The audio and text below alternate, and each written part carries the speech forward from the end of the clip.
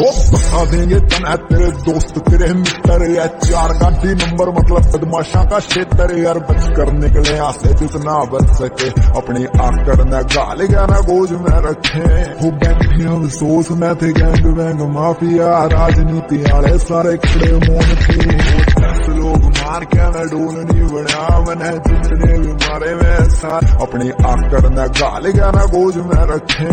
हो बैठे अफसोस में थे गैंग वैंग माफिया राजनीति आले सारे खड़े मोन थे। लोग मार के मैं डोल नहीं बना मैंने जितने भी मारे में सार अपनी आकड़ न गाल गाना गोज में रखे। हो बैठे अफसोस में थे गैंग वैंग माफिया राजनीति आले सारे खड़े मोन थे। लोग मार के मैं डोल नहीं बना मैंने जितने भी मारे में सार अपनी आकड़ न गाल गाना गोज में रखे। हो बैठे अफसोस में थे गैंग वैंग माफिया राजनीति आले सारे खड़े मोन थे। लोग मार के मैं डोल नहीं बना मैंने जितने भी मारे में सार